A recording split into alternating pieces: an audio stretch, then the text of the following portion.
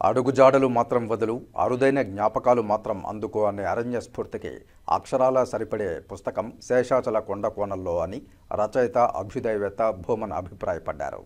తిరుపతి కపిలతీర్థం అలిపిరి మార్గమధ్యంలో గల నగరవనంలో ఆదివారం ఉదయం శేషాచల కొండ కోణంలో పుస్తక సమీక్ష కార్యక్రమం నిర్వహించారు. ఈ సందర్భంగా భూమన్ మాట్లాడుతూ పుస్తక రచయిత, సీనియర్ జర్నలిస్టు, మ్యాక్స్ సంస్థ వ్యవస్థాపకులు బివి రమణ తన 25 ఏళ్ల ప్రకృతి ట్రెక్కింగ్ మథనం నుంచి ఉద్భవించిన యాత్రా రచన సంకలనమే శేషాచల కొండ కోణంలో అనే పుస్తకం ఆవిష్కరణ అని తెలియజేశారు. గత వారం ప్రతిష్టాత్మకమైన ఆర్థిక మండలి శ్రీ సిటీలో సైతం తొలి పుస్తక ఆవిష్కరణ జరిగిందని, నగరవనంలో నేడు ప్రకృతి పరిసరాల మధ్యలో మరోసారి ఈ పుస్తకాన్ని ఆవిష్కరిస్తున్నామని తెలిపారు. శేషాచలం అరణ్య సౌందర్యాన్ని, రమణీయ అందాలను వందలాది ఫోటోల రూపంలో పదుల కొద్దీ వ్యాసాల ఆకృతిలో అందించిన ఈ పుస్తకం అడవుల్లో ట్రెక్కింగ్ చేయాలనుకునే వారికి మార్గదర్శి అని తెలిపారు. గవర్నమెంట్ నుంచి నో అని వచ్చింది. విచిత్రంగా కరోనా రావడం వల్లనే ఈ శేషాచలం అడవులకు ఫ్రీగా తిరగలిగినాం. మళ్ళీ మేము మొదలు పెట్టిన తర్వాత అనేక మంది అనేక రకాలైనటువంటి గ్రూపులు వేసుకుని తిరగడం అనే దానికి వీలయ్యింది. నేను చాలా మార్లు చెప్పేవాడిని గవర్నమెంట్ కూడా, ఎర్రచందనం స్మగ్లింగ్ అరికట్టాలనంటే మన ట్రెక్కర్స్ ని ఫ్రీగా అడవులకి పోయేటువంటి వీలు కల్పించాలని. ఎవరు వినలా అసలు. ట్రెక్కర్స్ గాని బాగా పోయి ఉంటే గన లక్షల కోట్ల రూపాయలు విలువ చేసేటువంటి ఎర్రచందనం మిగిలి ఉండేది.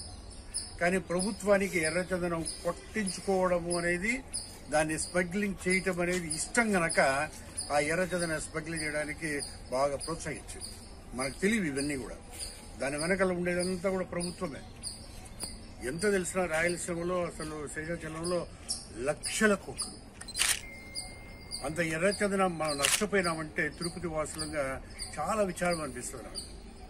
ట్రెక్కర్స్ కానీ మనం బాగా వాళ్ళను ప్రోత్సహించి ఉంటే ఏ పార్టీలు కానీ, ఏ ఆర్గనైజేషన్ కానీ, వ్యక్తులు కానీ, గ్రూపులు కానీ దీన్ని నిలవరించడానికి ప్రయత్నం చేయకుండా పోయారు. రమణ అన్నట్టుగా మనం ప్రకృతితో సంబంధం ఏర్పాటు చేసుకోవడం, ప్రకృతితో నిరంతరము దాన్ని ఒక భాగం చేసుకోవడం వల్ల ఆరోగ్యాన్ని కాపాడుకోవడమే కాకుండా అడవులను కాపాడుకోవడం, జంతువులను కాపాడుకోవడం. మేము తిరిగినప్పుడు కూడా మేమైతే ఎలుగుబంట్లను, పులులని, చిరుత పులుల్ని, ఏనుగుల్ని దగ్గరగా చూడగలిగినాం. రకరకాలైనటువంటి పక్షులను చూడగలిగినాం. అదన్నట్టు మనతో పాటు కలిసిమెలిసి జీవించేటువంటివి. మనకెప్పుడు హాని కూడా చెయ్యం. ఇప్పుడు రమణ తర్వాత బాలు ద్వారా చాలా చాలా నేర్చుకున్నాను. మన రాజకీయాల్లోనూ లేదా నక్సల్బరీ ఉద్యమంలోనూ చాలా చోట్ల తిరిగినా నేను నిజానికి శ్రీకాకుళం అడవులన్నీ కూడా 400 కిలోమీటర్లు ఒక తూరి పాదయాత్ర చేశాను. మళ్ళీ పోతిరెడ్డిపాడు యాత్రకి ఒక 600 కిలోమీటర్లు తిరిగిన. నల్లమల అడవుల్లో కూడా చాలా ప్రాంతాలు తిరిగిన. నల్లమల అడవుల్లో పెద్ద పులులను కూడా చూడగలిగినా నేను. వీటన్నిటికి కూడా మనం తిరుపతి వాసిగా మనం ఒకటే మాట చెప్తున్నాను. ఇవాళ దివ్యారామం లాంటి ఒక అపురూపమైనటువంటి అవకాశం ఈ పార్క్ రావడం. ఇట్లనే ప్రతి మూల మనం శేషాచలంలో కానీ తిరిగినట్లయితే కానీ 1000 జలపాతాలు ఉన్నాయి. 1000 పైన ఉంటాయి. ఇప్పుడు మన ప్రేమ వచ్చాడు ఎర్రగుంట కోట నుంచి. గుండాల కోన ఎంత అద్భుతంగా ఉంటుంది. సలీంద్ర కోన అని ఉంది, 300 అడుగులు జలపాతం. మన గుంజన అనేది పుట్టుక దగ్గర నుంచే కదా, అది ఎక్కడెక్కడికి పోతుందో ఎన్ని తిరిగినాం, మొత్తం తిరిగినాం. ఇవన్నీ కూడా మేము తిరగడం కాదు, మా గురించి చెప్పడం కాదు. మేము నథింగ్. నన్ను అడిగితే కదా, ఈ శేషాచలం అడవుల్లో తిరిగిన వాళ్ళు రాజేంద్ర ఉన్నాడు, కొన్ని వేల మైళ్ళు నడిచాడు. ఇంకొక ఆయన శేషారెడ్డి అని ఉన్నాడు, ఇక్కడి నుంచి కాశీ దాకా నడుచుకుంటూ పోయాడు, ఇక్కడి నుంచి పండరీపురం దాకా నడుచు. వాళ్ళు ఎవరు చెప్పరు అసలు. ఇప్పుడు మిత్ర ఉన్నాడు, ఎక్కడెక్కడికో పోతాడు, కర్ణాటక, హిమాలయాలు ఇవన్నీ కూడా. ఇప్పుడు మావాడు అభినయ్ మొన్న బేస్ క్యాంప్ హిమాలయ పర్వతాలకు పోయి వచ్చాడు. కాబట్టి చాలా మంది ప్రచారంలో లేకుండా, ఏ రకమైనటువంటి ఆర్భాటం లేకుండా, అట్లనే చాలా అతి చేయకుండా సాదా సీదాగా తిరిగే వాళ్ళు బాగా తెలిసినారు.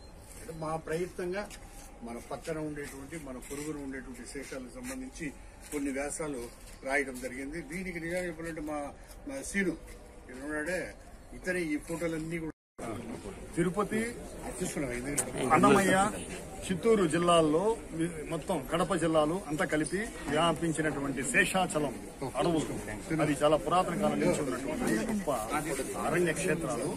ఆ శేషాచలం అడవుల్లో తాను సలిపినటువంటి ట్రెక్కింగ్ యాత్రల యొక్క సమాహారమే భూమన్ సార్ శేషాచల కొండ కోణాలు ఈ పుస్తకం 64 చాప్టర్స్ శేషాచలం మారుమూల ప్రాంతాల యొక్క విశిష్టతను అంటే తీర్థాలు, కొండలు, కోనలు, అక్కడ ఉన్నటువంటి చారిత్రక ప్రదేశాలు, అడవి జంతువులు, గుహ్యమైనటువంటి స్థలాలు, వాటన్నిటికీ సంబంధించినటువంటి అంశాలను ఈ పుస్తకము విత్ మంచి మంచి ఫోటోగ్రాఫ్స్ ఆ ఛాయాచిత్రాల్లో నిక్షిప్తం చేసి తయారైన పుస్తకము. ఇది ఒక విధంగా చెప్పాలంటే శేషాచలం అనే ఒక ప్రాంతం గురించి చాలా మందికి తెలియని రహస్యాలను ఇది వెల్లడి చేస్తుంది.